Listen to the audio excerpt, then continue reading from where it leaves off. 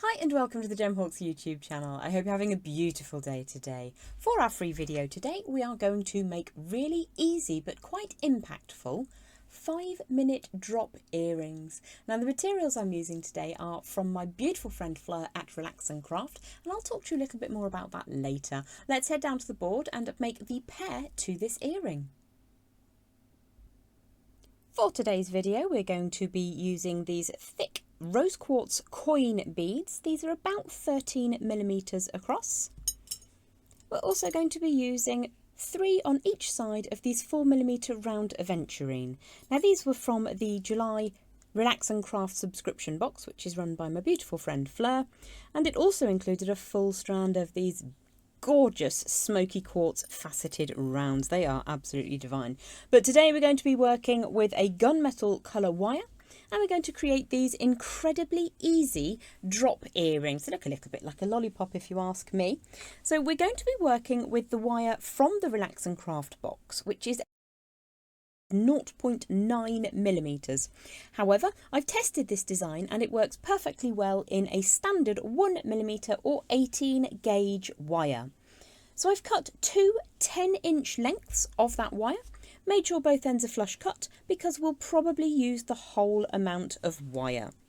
So we need a couple of tools today. We're going to be using our flush cutters, my favourite flat facing pliers, which are my bent chain nose pliers, and I'm also going to be using my fantastic memory wire finishing pliers. You can use standard round nose pliers or your multi-step bail makers. We're going to begin by making a spiral, so let's just warm through those first couple of inches of wire, and we're going to create a nice round form in the centre. So what I tend to do is go almost all the way round. Let's take that just a little bit further. And then I'll switch to my flat facing pliers and I will just push that so that the end of the wire touches the next section of wire that's forming that spiral. So let's just create a beautiful spiral. And what I would say when you're making earrings, do make them side by side. So rather than create a whole one and then create another one, make them stage by stage, side by side, and in that way you'll be able to get two almost identical spirals. So I'm just going to offer them over and make sure that the gaps between my wire is pretty similar on both sides. And I'm also going to be mindful that I have gone once, twice, and almost a third time. So I'm going to continue with this spiraling technique until I almost reach the beginning point, the cut end of wire just here, just to try and keep them quite similar. So when I feel that those are reasonably the same, they don't have to be identical, they'll be on opposite sides of your head, I'm just going to draw that wire away quite softly to begin with, and then I'm going to grip the whole thing, give it a little bit of a squish. Now if you do find yourself with some leftover wire and beads from your Relax and Craft box, if you're already a subscriber, then you can obviously use this 0.9mm wire.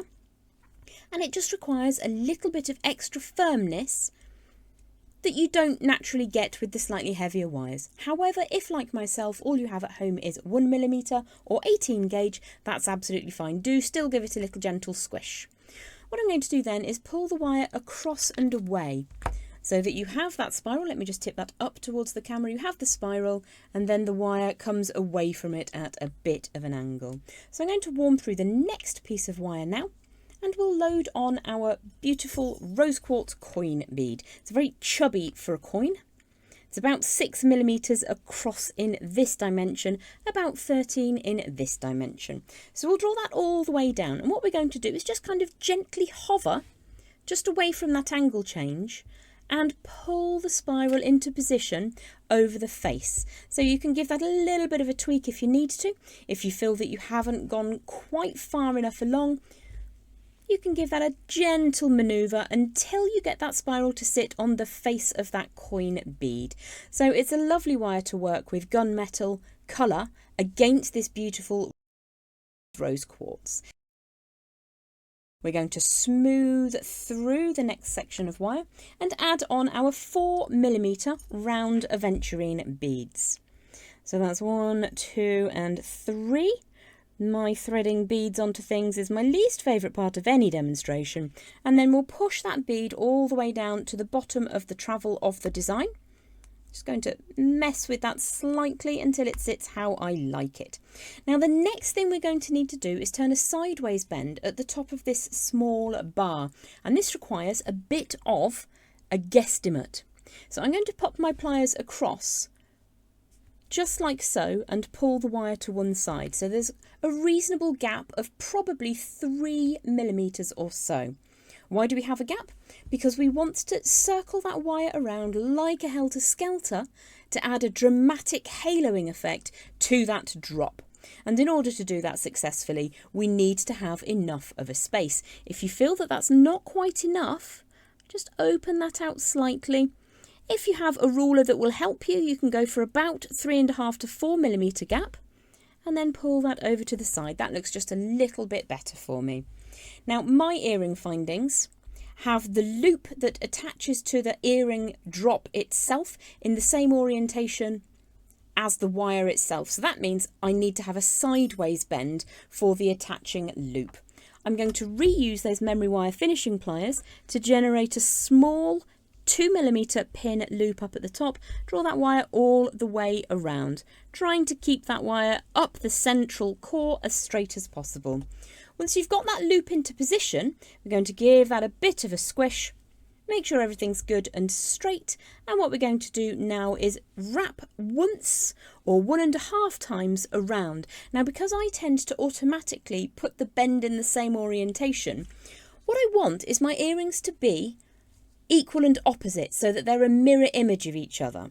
If I bring this wire all the way around one time, my tail of wire is going to be on the wrong side. So for this, I'm just going to draw that wire underneath. And that means that the tail of wire is sticking out to the right, whereas on this design, it's on the left-hand side.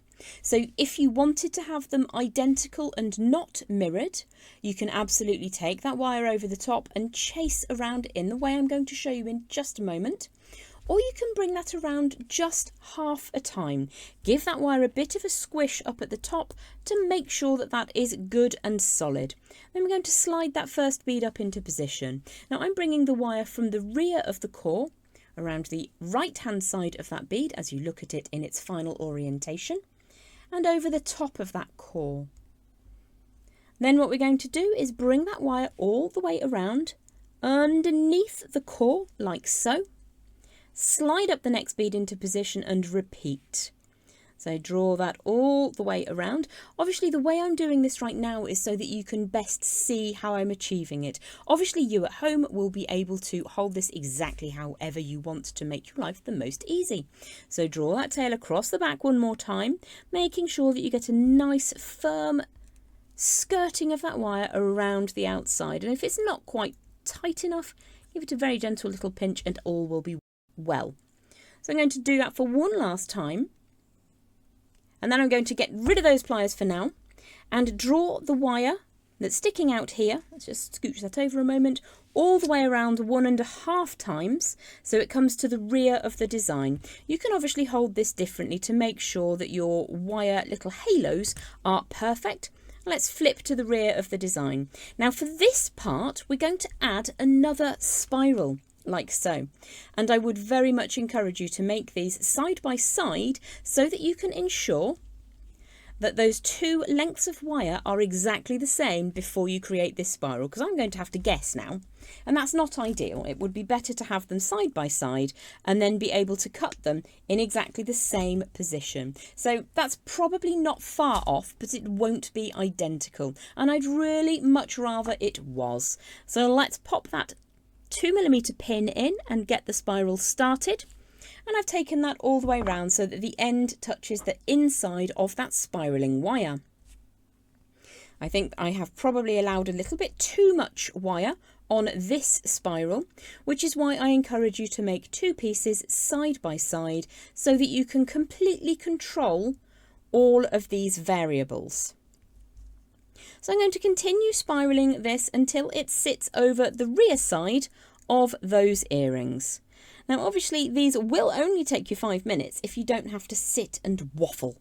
I do waffle, and I know that's why I've gone for a shorter video today.